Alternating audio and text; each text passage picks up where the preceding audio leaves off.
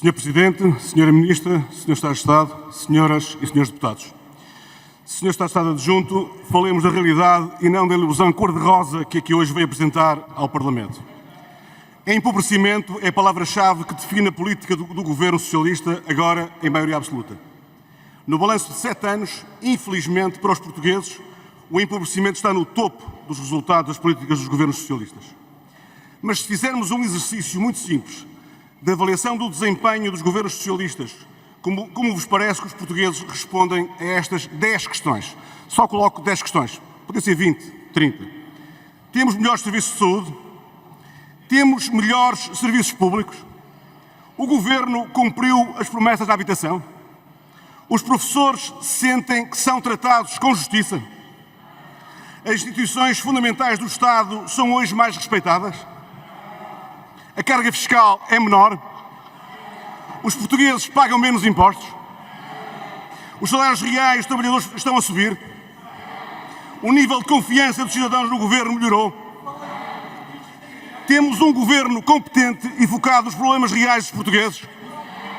Senhores deputados, a resposta foi clara, ouviu-se a viva voz nesta Assembleia e é um claro não.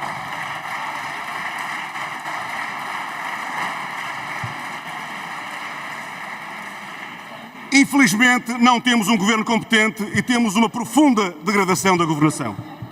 Esta prévia avaliação é relevante porque nos dá uma certeza muito clara. Os portugueses têm todas as razões para estarem e estão profundamente desiludidos e insatisfeitos com o desempenho do governo. Senhor Presidente, senhoras e senhores deputados, todos se recordam de há cerca de um ano o Sr. Primeiro-Ministro e o Sr. Ministro das Finanças terem afirmado de forma sistemática que a inflação seria temporária, seria conjuntural. Esta afirmação, que não estava suportada em nenhuma evidência em que todos os indicadores apontavam no sentido em que a inflação viria para ficar de forma bem mais prolongada, suportou as decisões de políticas públicas e teve efeitos, nomeadamente, nos salários dos trabalhadores. O Governo, durante largos meses, decidiu não agir perante esta avalanche inflacionista. E o exemplo mais recente e mais elucidativo é a forma como o Governo se comportou até ao dia da apresentação das medidas de combate à inflação. O Sr. Primeiro-Ministro, o Sr. Ministro da Economia, o Sr. Ministro das Finanças, quando questionados nas últimas semanas sobre a possibilidade de redução do IVA no cabaz de alimentos essenciais, respondiam que era um erro e que nem pensar em reduzir o IVA, porque o exemplo que vinha de Espanha demonstrava que não teria efeito nos preços finais. E o que é que diziam? Reduzir o IVA? Nem pensar. É um erro. Temos que aprender com os outros, inclusivamente com os erros que cometem e tirar as nossas próprias ilações. Agora, o que é que dizem? Dizem que esta é uma medida que vai funcionar. Enfim, o Governo em poucos dias é capaz de dizer isto e o seu contrário. Isto é profundamente preocupante. Em poucos dias diz isto e o seu contrário. A pergunta que fica, senhoras e senhores deputados, é que confiança podemos ter nas convicções do Governo quando defende as suas medidas? Para este Governo é mais importante a propaganda das medidas do que a avaliação do efeito real na vida dos portugueses.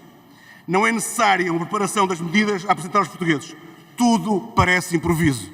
Eu diria, tudo é improviso, mas pelo mínimo parece. Estamos perante um Governo sem estratégia para o país. E o que é que se pode dizer sobre as medidas agora aqui apresentadas e já hoje em discussão, está numa fase já avançada da discussão? As medidas que o Governo anunciou são tardias e largamente insuficientes. Muito poucos são os produtos que terão uma redução de IVA zero. Esta medida do IVA à taxa zero terá um efeito muito reduzido e não permite grande poupança para os portugueses. É uma medida com contornos paternalistas quando decide que bens fazem parte do cabaz com IVA à taxa zero. Porquê é que não se consideram todos os bens essenciais? Porquê é que são só estes? Enfim, há uma série de questões que se podem colocar à volta desta questão e, portanto, há pelo menos uma dúvida sobre a eficácia e eficiência da medida. Mas nem precisamos de recorrer à sabedoria popular que, de forma sábia, nos diz que quando a esmola é grande, o pobre desconfia. Porque aqui basta mesmo fazer as contas para vermos que o efeito é residual na vida das pessoas. Enfim, há um conjunto de análises efetuadas nos jornais, podem ler os jornais, em que 44 produtos faz-se uma conta, uma compra seja efetuada e poderá ter 7, 6, 7, 8 euros de poupança. É esta a poupança que estamos a falar. E, portanto, vale a pena ponderarmos, pensarmos e percebermos se há eficácia, se não há eficácia. O Governo tem que ter esta responsabilidade. Sr. Presidente, Srs. Deputados, há um facto hoje incontornável. O poder de compra dos portugueses está a ser esmagado há vários anos por uma carga fiscal cada vez mais sufocante. Todos os anos mais sufocante. Como sabemos, a carga fiscal, impostos mais contribuições, é a percentagem do rendimento dos portugueses que é arrecadado anualmente pelo Estado. O que os portugueses pagam em impostos e contribuições é o que não vai para as despesas das famílias que têm a fazer com a alimentação, com a casa, na saúde, na educação, todas as despesas que os portugueses têm. E, portanto, há uma componente de impostos que tem que ser entregue ao Estado. Os portugueses sabem bem que é assim, porque sofrem na pele e agora de forma mais agravada com os efeitos da inflação. Na verdade, não é aceitável aceitarmos que os impostos sufoquem a economia e esmaguem as famílias. Vejam o que aconteceu em 2022. Vou dar só 2 exemplos. Os portugueses pagaram em 2022 mais 9 mil milhões de euros de impostos face ao ano de 2021. Acresce que o Governo conseguiu cobrar mais 5,6 mil milhões de euros de impostos em 2022, face ao que estava previsto no Orçamento de Estado para 2021. Para 2022, assim é que é. Não podem restar dúvidas que o Estado português foi o grande beneficiário da inflação. Já o temos dito e reafirmamos aqui hoje.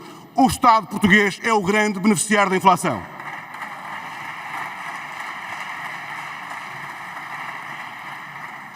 E é fácil perceber, os portugueses entendem isto perfeitamente. Com a inflação, há um crescimento da receita fiscal e por essa via o Estado arrecada mais receita.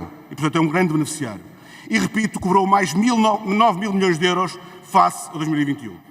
O Governo, Srs. Deputados, tem, de uma vez por todas, pôr a mão na consciência e perceber que há uma absoluta necessidade de redução do IRS, redução dos impostos sobre o trabalho e de redução dos impostos sobre as empresas. O Governo tem que ponderar, tem que pensar, tem que refletir que temos uma carga fiscal excessiva hoje em Portugal. Não é aceitável que, perante as enormes dificuldades que os portugueses, os trabalhadores, os pensionistas, as famílias, as empresas e todos lutam todos os dias para superarem as dificuldades, seja a máquina fiscal do Estado a grande beneficiária. Isto não é aceitável.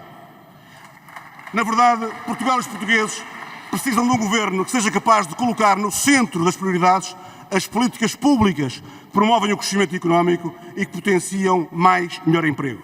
Que seja capaz de reduzir os impostos e deixar mais rendimento disponível no bolso dos portugueses. Infelizmente, o Governo do Partido Socialista prefere políticas que mantenham os portugueses mais dependentes do Estado e esse não é claramente o caminho.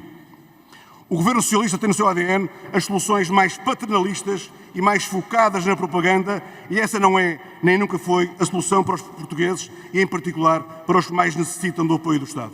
Sr. Presidente, senhoras e senhores deputados, o Partido Social Democrata está onde sempre esteve, com um grande sentido de responsabilidade, a defender os interesses dos portugueses. E não está ao lado dos portugueses, está com os portugueses todos os dias. Muito obrigado.